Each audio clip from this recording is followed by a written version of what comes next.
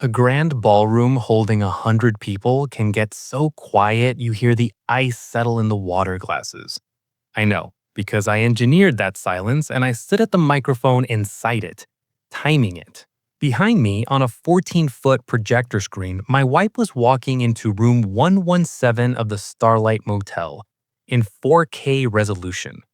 Her hand was in the hand of a man who was not me. The timestamp sat in the corner of the frame like a signature. In the center of the ballroom, on a white pedestal under a spotlight we'd paid extra for, sat an enormous gift box wrapped in gold ribbon. Inside it, pink balloons. Nobody would ever open it. I found Jessica's face in the crowd. My wife, 5 months pregnant in a custom dress at the $50,000 party she demanded. At the head table she'd arranged by social rank. Her expression was stuck between two performances, the radiant mother and the wronged victim, because her brain couldn't compute which one the situation called for. It called for neither. There was no script for this. I'd made sure. 2 tables away, her fitness instructor, Ryan, was very carefully studying the tablecloth. I set a manila folder down on the podium, leaned into the microphone, and said the sentence I'd been drafting in my head for 8 weeks. Before anyone checks on the balloons, let me explain why I paid $50,000 to throw a party for a child that isn't mine. I'm Mark, 36. I do risk analysis for a living. Models, probabilities, worst cases. My job is to assume things fail and price it. I want that on the record because everything that follows is just a man doing his job at home for once. Jessica and I met 7 years ago. She was magnetic, the kind of person a room reorganizes itself around. I mistook that for warmth. It took me years to understand it was logistics. Rooms reorganized around Jessica because Jessica arranged them. The way she arranged everything, our friends by usefulness, our vacations by photo potential, our marriage by audience. Her feed had 40,000 followers. Our actual life had 2, and one of us was staff. Now, the part of the story people argue about. 4 years ago, before we married, I had a vasectomy, and I didn't tell her. I won't dress it up. Here's the honest version. I'd known since my 20s I didn't want biological children. Jessica said she didn't want kids either, not the mom type ever. Her words, on our 3rd date and many times after. But I'd watched her change positions on everything else the moment a position photographed better. So I made my own body a settled question, quietly, and I told myself it was my medical business. Maybe it was cowardice, maybe it was a firewall. My therapist and I are still negotiating the wording. What it was, medically, was permanent. Confirmed sterile with follow-up labs, most recently 11 months ago. 0. Not low. 0. So, a Tuesday in February, Jessica sat me down on the couch she'd bought for the lighting, took both my hands and, with tears arriving on cue in order like they'd been called from a green room, told me she was pregnant. 5 months. She'd hitting it to be sure. She watched my face like a director watches a monitor. I gave her the performance she was casting for. Joy, shock, the hug. I heard my own voice say we're gonna be parents from somewhere slightly outside my body. Then I excused myself to the bathroom, locked the door, ran the tap, and looked at the man in the mirror. He looked back at me, and neither of us panicked because we both knew the same fact. 4 years. 0. There was no ambiguity to agonize over, no 0.1% to torture myself with at 2 a.m. Other betrayed husbands get suspicion, that long, corrosive maybe. I got a lab report. My wife was 5 months pregnant and I was a control group. I washed my face, turned off the tap, and made a decision in the 11 steps back to the living room. She would never see anything on my face but delight, until I'd built something worth showing her. The demand arrived 9 days later in a leather presentation folder, because of course it did. A gender reveal party. The country club's grand ballroom, 100 guests, a string quartet, a champagne wall, a photographer, a videographer, a balloon artist. That's a job, apparently. And the projected total, printed in a tasteful serif font, $51,400.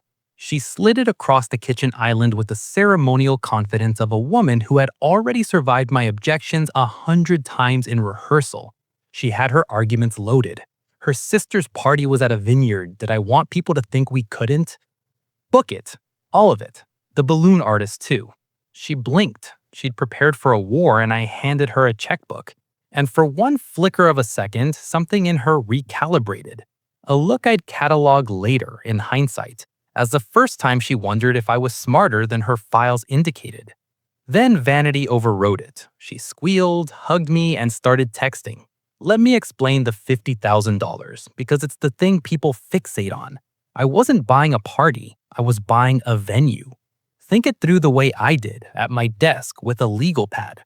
Option 1, confront her privately. She cries, she spins, and she gets ahead of the story. And within a week, her 40,000 followers learn I'm an abusive husband who abandoned her pregnant wife. She owned the narrative channels. Any private truth would be publicly rewritten. Option 2, build a room where the truth premieres to every person whose opinion she'd ever performed for. Her family, her sorority sisters, her pastor, her followers, all physically present, all watching the same screen. No edits possible. 50 grand wasn't the price of a party. It was the price of 100 simultaneous, unspinnable witnesses. As media buys go, it was a bargain. The same week, I hired a private investigator, Elias, former insurance fraud, flat fees, no commentary. I told him the situation with the clinical flatness I'd been practicing, and he wrote one line in his notebook and said, "Give me 10 days. He needed 6. We met in a parking garage. His preference. He said offices make clients cry and cars don't. The folder he handed me was organized chronologically, which I appreciated professionally, even as it disemboweled me. Ryan, her fitness instructor, of course. The gym sessions that had migrated from 3 mornings to 5, 18 months ago. Photos, the gym parking lot, his apartment, a juice place where they shared, this detail stays with me, a single smoothie, 2 straws, like teenagers, and the Starlight Motel, room 117, 4 visits in 6 days, including one on the afternoon she told me she was at a prenatal yoga workshop. I want to be honest about the sting, because pretending it wasn't there would make me a machine, and machines don't earn endings like this one. It stung. Sitting in that parking garage, holding time-stamped proof, some animal part of me still made the case for her, and I let it finish its argument, and then I filed it. Risk analysis. You price the failure, then you stop mourning the model, and you execute the hedge. 8 weeks.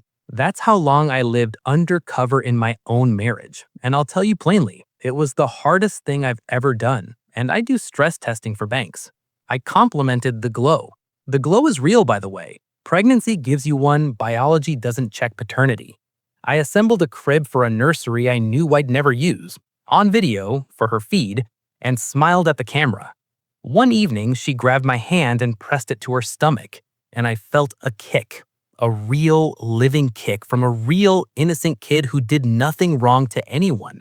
And I had to route the resulting emotions somewhere, so I routed it into the only honest sentence available. That's a strong kick. It was. That kid is the one innocent party in this entire story, and the kick is the only moment of those 8 weeks I don't regret. Meanwhile, I project managed my own demolition with a vendor spreadsheet. I approved the catering, passed on the gold leaf dessert option, some restraint is dignified. I signed off on the champagne wall. I met the string quartet's coordinator. Jessica found my sudden enthusiasm so cute. I was the most involved expectant father in the history of the club. Everyone said so. 2 moves mattered. Move 1, the guest list. Jessica drafted it. I reviewed it like a contract. Her parents, her grandmother flying in, her sorority sisters, her pastor, and then I added a name, casually at breakfast. We should invite Ryan. He's basically family at this point, right? All those sessions? I watched her over my coffee. The pause lasted half a second too long. Then she said, "That's so sweet," because declining would have required explaining, and Jessica never explained. Ryan RSVP'd yes. He put a heart on the invitation reply. VIP table. I seated him myself. Sightline to the screen, 20 feet from her parents. Move 2, the projector. The club's AV tech was a kid named Marcus, and I met with him twice alone under the banner of surprise montage for my wife. I paid for his premium package personally in cash with a tip that guaranteed loyalty. The reveal video would live on one laptop, mine, sole control. No preview for the event planner, no copy for the videographer. It's a surprise, I told Marcus. Nobody sees it early. Promise me. He promised. Marcus is the only vendor from that day I'd hire again. The video itself I cut at my office over 3 late nights. 90 seconds of genuine montage first. Wedding photos, vacations, her laughing on a boat. Real music, real warmth. It had to be real because the room needed to lean in before it fell. And then, at the 91st second, a hard cut, the music dying mid-phrase to Elias's footage. Timestamped, stabilized, unmistakable. I watched the final export once, alone, at 1 a.m., and felt the last soft thing in me finish leaving. Then I saved it under the file name Jessica herself has suggested for the reveal. Baby reveal, final. Accurate, technically. The day was flawless. Late spring, golden hour scheduled like a vendor. The ballroom looked genuinely beautiful. The florist earned every dollar. 100 guests. The champagne wall worked. Her grandmother cried during the toast. And I felt one clean pang about that. Because the grandmother deserved better than the afternoon she was about to have. So did the kid. I had made peace with the collateral math weeks earlier. But I'll report the pang. It happened. Jessica held court for 2 hours, hand on bump, gliding table to table, and addressed the color of the balloons she'd secretly already peeked at. Ryan sat at his VIP table drinking my liquor with the relaxed smugness of a man who believes he's the smartest secret in the room. He raised his glass to me at one point. I raised mine back and held eye contact 1 beat longer than necessary. He didn't notice. Smug men never audit. At 6 p.m., the quartet went quiet. The event planner announced the big reveal. The lights dimmed. The spotlight found a gold box on its pedestal. Jessica took her mark beside it, posed, radiant, and her photographer crouched.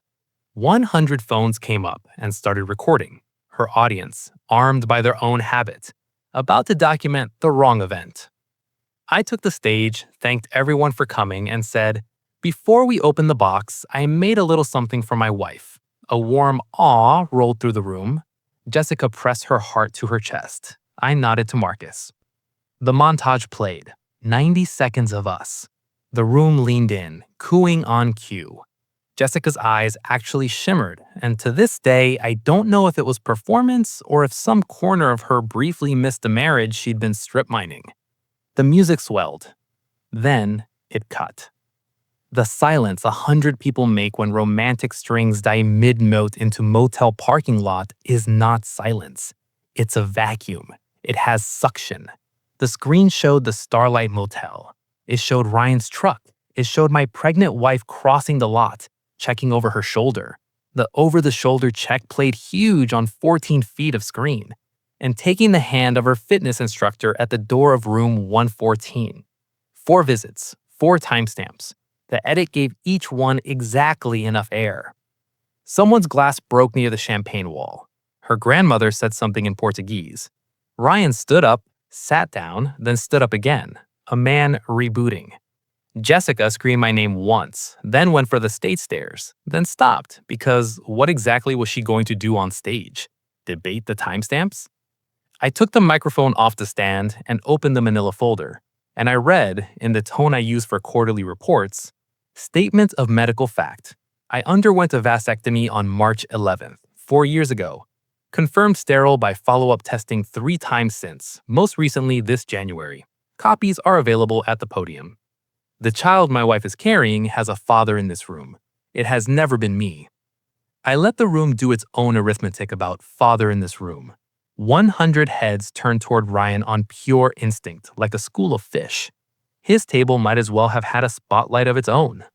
I stepped down from the stage, crossed to the head table through absolute stillness, and set the divorce papers next to her champagne flute, the non-alcoholic one, for the photos. You've been served. The venue's paid through 10. Enjoy the cake. It's excellent. I approved that myself. Then I thanked the guest for coming sincerely because manners cost nothing, and I walked the length of that ballroom to the double doors. Nobody said a word. The only sound was my own footsteps on parquet, and somewhere behind me, the gift box's ribbon settling. The balloons, as far as I know, are still in the box. There's a quiet hotel bar half a mile from the club. Dark wood, a bartender who doesn't chat. I'd scouted it 3 weeks earlier, the same afternoon I approved the catering. I sat down at 6:20 p.m. and ordered one scotch. Neat. The good one, because the budget had a line item for it. My phone started at 6:31 and did not stop for 4 days. Her father called first. I let it go to voicemail and listened later. A proud, formal man apologizing to me on behalf of a family. His voice cracking on the word grandchild. Her sister texted a paragraph that began, "I need you to know none of us knew," and ended with them disowning her from the group chat in real time. Her sorority sisters, the audience she'd built her entire life for, divided cleanly into two camps. The ones apologizing to me and the ones reposting. There is no third camp. 40,000 followers watched her account go private by midnight. It never came back. The practical fallout ran on rails.